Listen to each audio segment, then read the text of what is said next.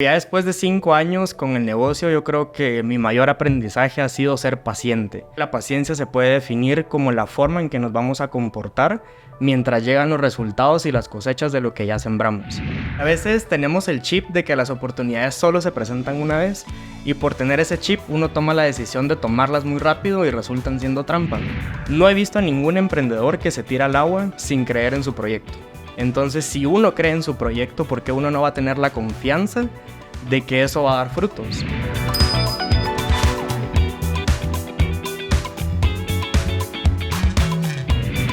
¿Has pensado en iniciar un negocio? A veces tienes muchas ideas, pero no sabes por cuál irte, cuál escoger, cuál sería el mejor emprendimiento. Pues este programa definitivamente es para ti. Un video podcast de Amigo Financiero de Banrural que te va a ayudar muchísimo para que tú puedas ver las oportunidades de emprendimiento que tienes a tu alrededor, ya sea en tu comunidad, en tu municipio, en tu departamento y por supuesto, tu país. Así que paralelo a tu trabajo, tú puedes generar, por ejemplo, otros ingresos e incluso contratar a otras personas y también ayudarles a ellos a crecer. Así que en el video podcast de hoy conversaremos con Ricardo Ávila para que aprendamos sobre su experiencia personal, escuchar con detenimiento, obviamente, las iniciativas que él ha tenido, los aciertos, los desaciertos como cualquier persona y las lecciones aprendidas para que nos puedan servir a nosotros. Así que, Pedrito, ¿cómo estás? Debemos iniciar. Bien, muy contento, la verdad, y muy orgulloso de este compañero porque es un amigo financiero de lujo y él va con un lema y dice: la vida es como un rompecabezas, tan así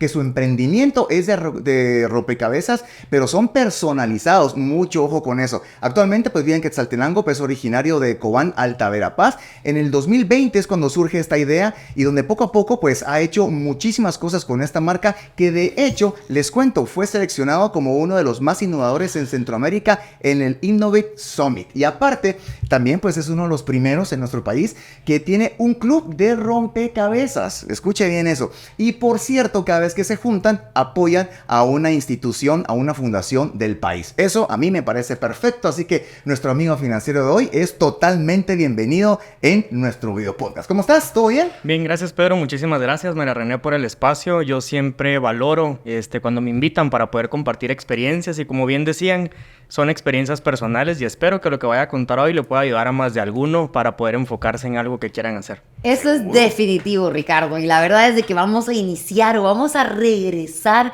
al momento en el que tu proyecto todavía era una idea. ¿Cuáles fueron esos pasos clave que convirtieron tu idea en un proyecto concreto? Bueno, yo realmente tuve la bendición de que empiece a tomar forma en un curso de la universidad. El curso se llamaba Desarrollo de Emprendedores y nos pedían armar un proyecto para ya presentarlo como un producto final. Yo en el 2018, 2019, les voy a ser muy honesto, me consideraba el rey de los procrastinadores. Yo todo lo dejaba para después. Siempre decía, mañana lo voy a hacer, mañana voy a retomar y eso nunca pasaba. Es cuando agarro este curso de la universidad, que es parte de la carrera, y ahí me empiezan como a presentar lo que era un modelo de negocios, a hacer los escenarios financieros, que si hubiera dependido de mí, yo nunca hubiera hecho eso. Y aparte tenía la presión de los proyectos que venían a la par de seguir avanzando y de presentar el producto final. Entonces fue en el 2019 cuando realmente se le da pies y cabeza a la idea de hacer rompecabezas personalizados. ¿Por qué nace la idea de rompecabezas personalizados? Yo tuve la oportunidad de irme de intercambio por parte de la universidad y andaba con una actitud mental un poco negativa. Entonces, como para mantenerme ocupado, me ponían a armar rompecabezas. Pero mi misma actitud mental negativa me hacía pensar que lo que yo estaba armando no existía. Como este paisaje de florecitas, de cabañas no existe, esto es mentira, y yo renegaba por eso. Entonces yo dije, me gustaría armar algo que yo después pudiera colgar en la pared, porque como platicábamos, tampoco soy de la idea de desarmarlos. Entonces yo decía, me gustaría colgarlo, verlo al día siguiente y que me motivara a levantarme, a seguir trabajando. Empecé a buscar dónde los podían personalizar, no encontré. Yo dije, bueno, puede ser una oportunidad de negocio para poder trabajar en ello. En mi familia nos ha gustado mucho armar rompecabezas.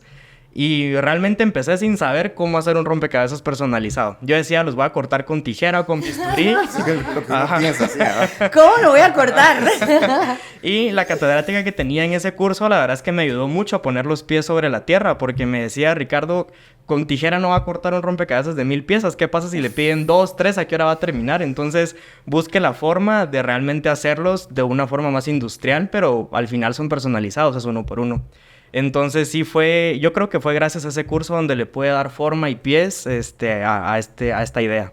Wow, de verdad, qué increíble que de una experiencia, tal vez no negativa, pero sí de ser reacio a ciertas cosas, pues sale este emprendimiento y que ha tenido bastante éxito, y lo cual es muy interesante, porque es cierto, a veces con los rompecabezas uno pues va pensando y te da oportunidad de relajarte y ordenar tus ideas, y ¡zas! Salió. Pero bueno, ¿cómo le puedes decir a todos los compañeros que nos están viendo y escuchando en este momento los aprendizajes más importantes que has tenido para poder prosperar en este proyecto? Que seguramente pues no fue fácil. Porque lo cuentas muy fácil, sí, pero estoy seguro de que no. Sí, yo creo que después todo se escucha fácil, pero el proceso es un poco complicado. Realmente, si me lo hubieran preguntado hace 2 o 3 años, yo hubiera respondido que el mayor aprendizaje era investigar el mercado, hacer estrategias de precios, tener un escenario financiero, validar el producto, ver si alguien me lo puede comprar. Pero ya después de 5 años con el negocio, yo creo que mi mayor aprendizaje ha sido ser paciente. A mí siempre me decían, cuando tiré la primera publicación, mis papás me dijeron, paciencia, ya va a llegar tu primer cliente. 2, 3 meses no llegaba nadie. Era por redes sociales, pero nadie me escribía. Y yo me ponía ansioso, yo dije, bueno, esto nadie me lo va a comprar. Uno como emprendedor tiene a veces la tendencia a ser su propio peor juez. Y cuando yo vendía un rompecabezas, yo decía, aquí se acabó. Yo no voy a vender ninguno, me van a pedir que devuelva el dinero, no les va a gustar. Siempre yo estaba viendo cómo perfeccionar el producto. Y de hecho, después del curso de emprendedores, no saqué el proyecto. Lo saqué como a los 6 meses, porque yo siempre buscaba la forma de mejorarlo. Y me dijeron, mira, si vas a esperar a que tu producto sea perfecto, nunca va a salir. Entonces, aprendí a ser paciente, pero yo creo que vale la pena definir la paciencia. La paciencia no es pasividad, la paciencia no es quedarse sentado sin hacer nada. Yo creo que la paciencia se puede definir como la forma en que nos vamos a comportar mientras llegan los resultados y las cosechas de lo que ya sembramos. No he visto a ningún emprendedor que se tira al agua sin creer en su proyecto.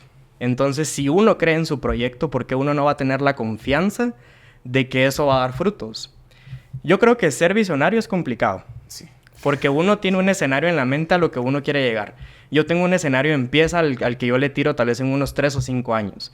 Pero estamos en un mundo donde todo lo queremos para allá. Y me gustaría que ese escenario llegue mañana. Pero yo creo que uno tiene que aprender a esperar. Y para mí yo creo que ser paciente es el aprendizaje más importante. Sí, bien lo dicen, ¿verdad? La paciencia y la madre de todas las ciencias. Sí. Pero mira, paciente, pero sembrando. Ajá, exacto. Paciencia, pero sembrando. Si no solo de quedarte ahí en el claro. Sí, sos paciente, exacto. Exacto. Ricardo, estamos viendo que un producto, un servicio, una empresa, pues de una u otra manera tiene que funcionar para las necesidades de un público en específico. A mí me encanta esto que estabas hablando de que tu empresa personaliza estos rompecabezas porque realmente ayudan a que sea para todo el nicho, ¿verdad? Ya sea algo personalizado de familia, de mi mascota, de esto, algo que yo quiero inmortalizar en una imagen, y tal vez los que somos apasionados entenderán que hacerlo uno mismo le da un valor a esa fotografía, a ese momento mucho más grande. ¿Cómo visualizaste tú esto para tus clientes? Yo siempre es importante apegarse a un por qué estoy emprendiendo. Yo creo que se ha dicho mucho, pero emprender solo por hacer dinero difícilmente uno avanza. Tiene que haber un porqué. Y mi porqué era reivindicar un poco el mercado de los rompecabezas y celebrar con los rompecabezas algún momento especial que tuvo la familia, o recordar a alguien de la familia. Me acuerdo que me piden mucho fotos de mascotas que ya no están con la familia.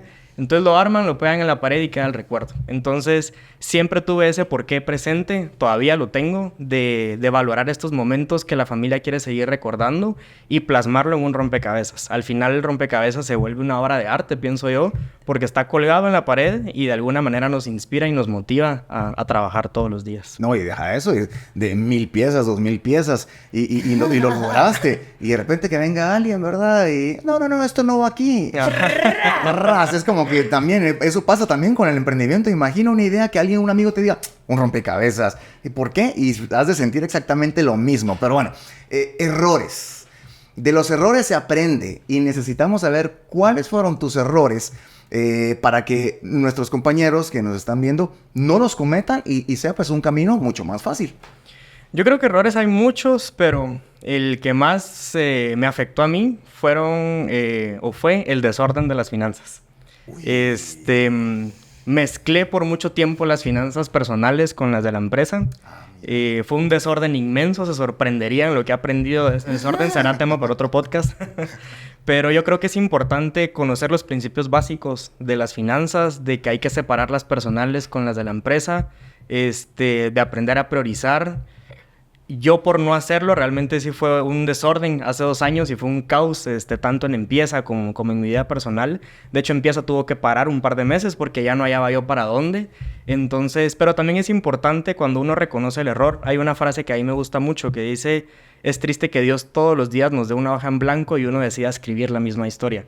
Si ya cometí el error, pues ya estuvo. Yo creo que toca aprender de eso y seguir avanzando. Qué buena No, esa. hombre, Ricardo. Nosotros salimos con Pedro de verdad fundidos de estos videopodcasts. Créanme que aprendemos. El momento donde ponen así, le ponen pausa, retrocedan ese pedazo, por favor.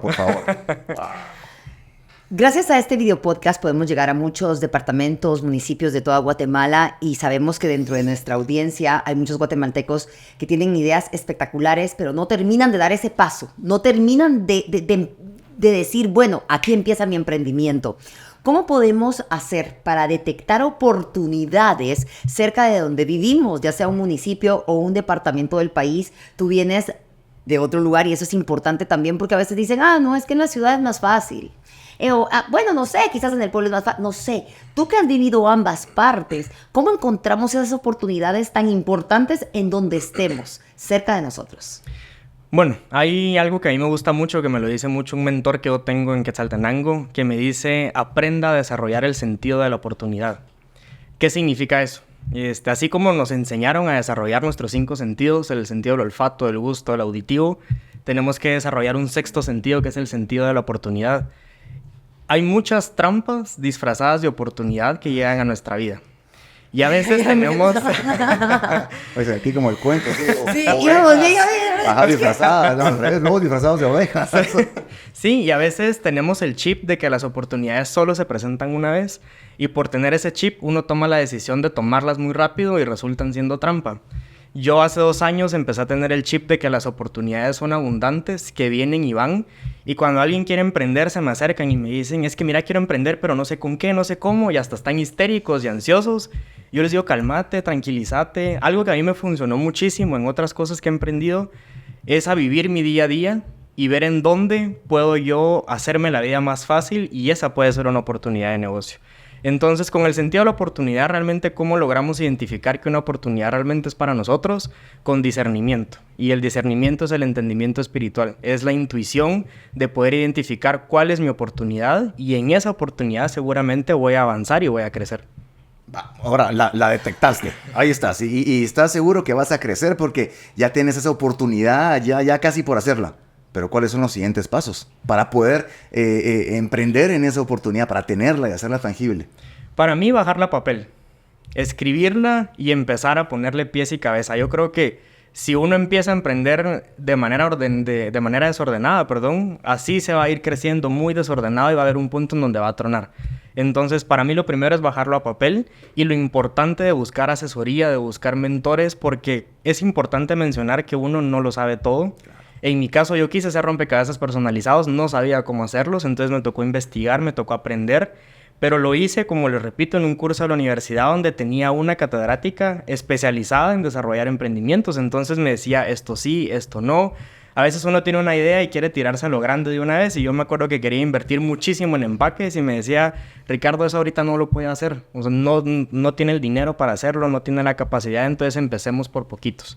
Entonces sí es importante asesorarse, sí es importante capacitarse, y la vida es tan maravillosa que cuando una oportunidad de emprendimiento realmente es de uno, le pone a las personas y las herramientas en el camino que uno realmente necesita.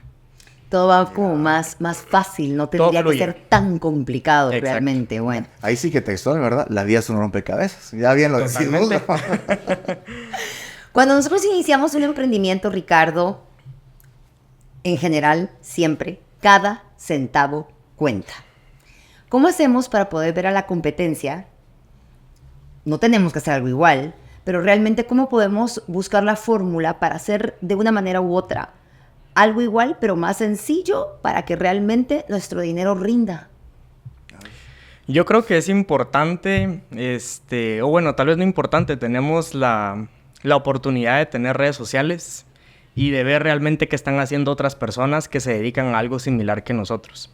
Yo, como le repito, no conocía una empresa en Guatemala que fabricara rompecabezas personalizados, entonces decidí buscar fuera de Guatemala. Me encontré con una página muy similar en Estados Unidos, con otra página muy similar en Alemania, que lo platicábamos hace un rato, con otra página muy similar, si no estoy mal, en Bolivia. Y empecé a agarrar como ideas de estas 3 páginas, no a copiar, pero sí a entender cómo lo comunicaban, porque realmente era un reto para mí cómo comunicarle a la gente que yo hacía rompecabezas personalizados. Cómo comunicarle al cliente que me podían mandar su foto y podían elegir el tamaño. Para mí era un reto que la gente me entendiera.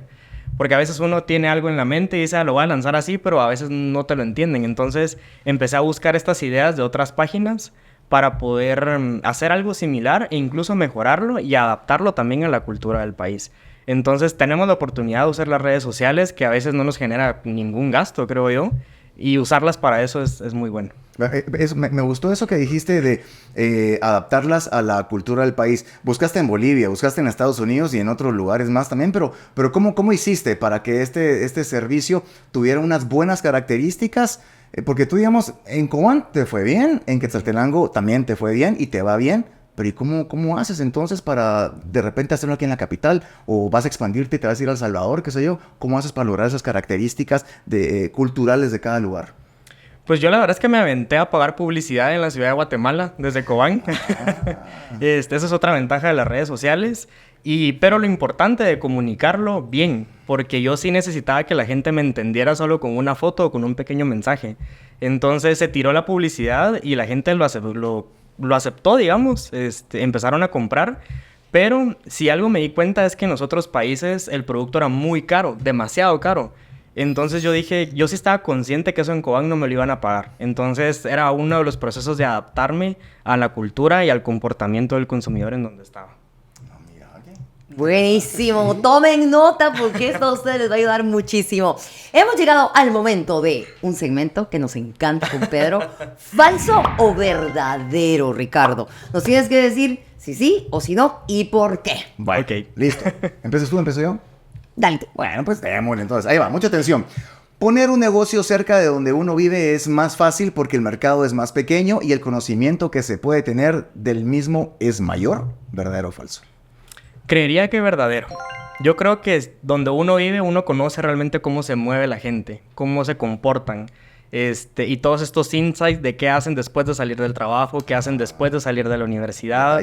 Exacto. Incluso el clima, si hay mucho calor, si hay mucho frío, uno lo conoce y lo vive, valga la redundancia, viviendo ahí. Entonces yo creería que verdadero. Muy bien. Excelente. Detalles. Siguiente, falso o verdadero. ¿Las necesidades de los consumidores cambian según el lugar en el que viven? Verdadero y falso. A ver, los dos, a ver. Hay necesidades que todo ser humano tiene, no importa dónde viva, que es un poco las necesidades fisiológicas que encontramos en la pirámide de Maslow, y hay otras necesidades que sí cambian dependiendo de donde uno viva. Entonces, yo creo que ahí sí es un 50-50. Bueno, está bien, es válido, es válido. Medio falso, medio verdadero. Bueno, nos entendimos. Sí. Bueno, ahí va, una más. En un mercado local hay más posibilidades de crecer porque hay poca competencia. No es como en la ciudad, que hay mucho de todo. Falso. ¿Por qué? Yo creo que hoy, con todo lo digital, estamos compitiendo con todos.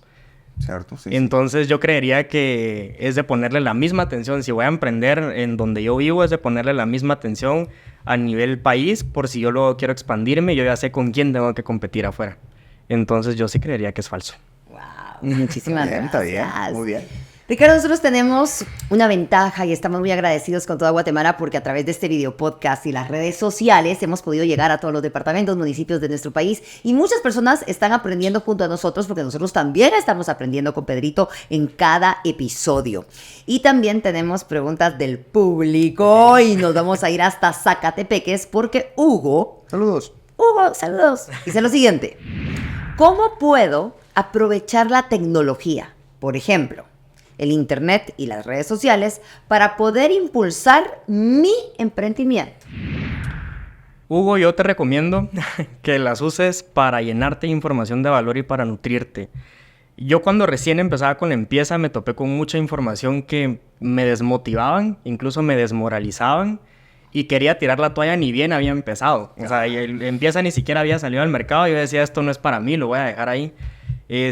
Muchos mensajes incluso. Yo creo que cuando uno emprende es tan importante el sí de uno. No importa qué tanto sí tenga uno de su entorno, pero el sí que vale es el de uno mismo. Entonces, cuando uno se nutre de información, cuando uno se capacita, cuando uno estudia, yo creo que uno se vuelve un poco más fuerte emocionalmente y los comentarios o los mensajes que uno vaya a ver afuera no influyen tanto.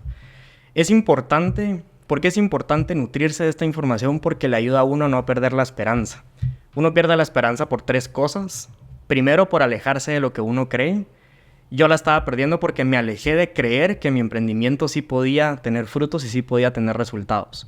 Segunda cosa por lo que uno pierde la esperanza, por no tener paciencia, por no saber esperar. Era un poco lo que hablábamos al principio.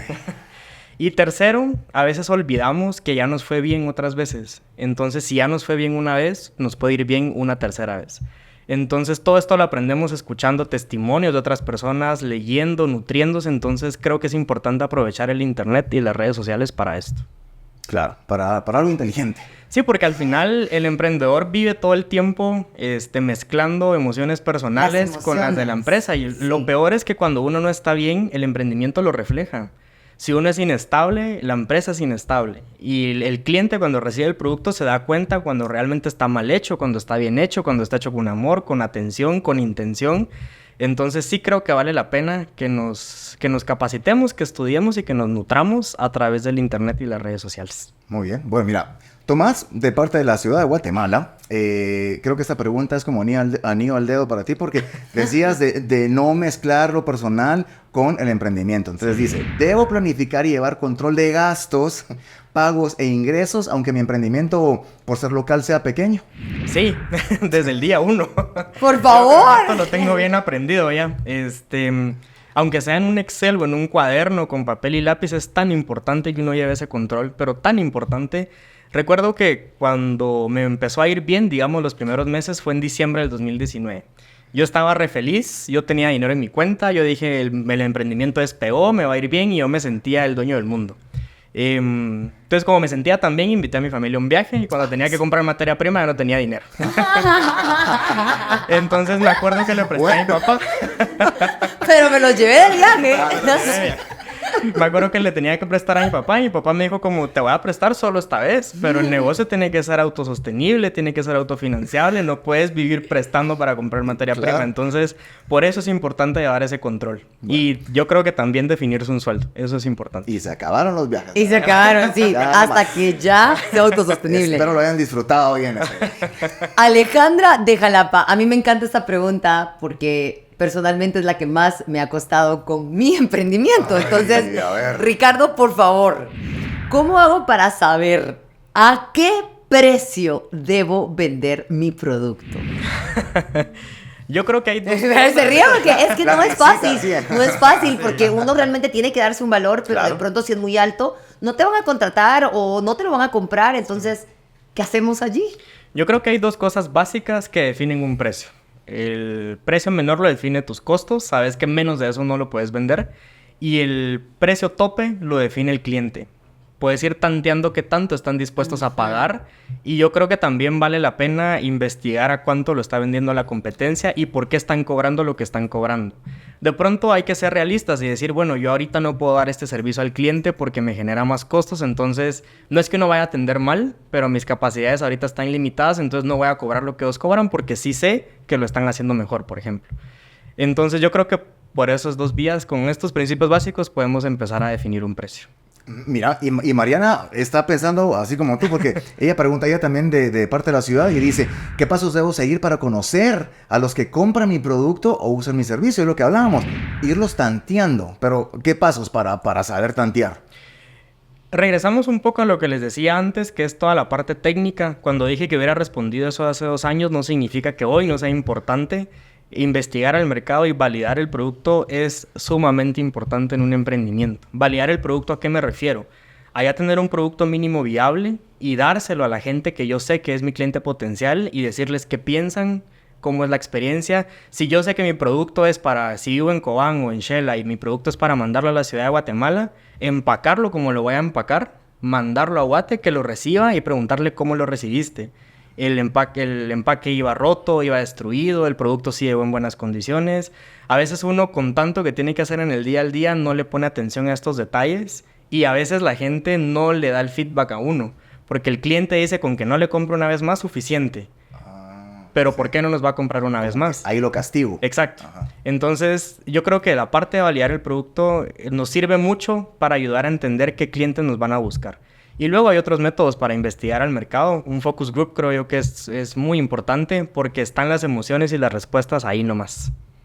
Wow, la verdad es que en cada video podcast aprendemos tanto, Pedro, y queremos que esta información llegue a cada rincón de Guatemala, porque sabemos que Guatemala es uno de los países con más emprendedores, pero hemos aprendido también que todas nuestras finanzas van de acuerdo a nuestras emociones, entonces cómo aprenderlas a controlar y a que nos vaya muy bien en cada momento. De verdad agradecemos cada consejo, cada paso y empecemos a ponerlos en práctica. Exactamente. Ricardo, muchísimas gracias por tu sabiduría, por tus consejos y también por esos errores que a veces cometemos, pero eso nos sirven a todos, porque por eso somos amigos financieros. De los errores se aprende y para eso estamos por acá. Así que, Ricardo, pues feliz retorno y que sigas siempre pues cumpliendo todas tus metas, muy orgullosos y contentos. Nos gustó mucho también, ¿verdad? Que tienes un aporte también a algunas fundaciones, lo cual eso hace también darle pues cierto... más valor y cierto empuje al producto. Muchas gracias. Muchas gracias, Pedro. Muchas gracias, María René. Fue un gusto compartir con ustedes.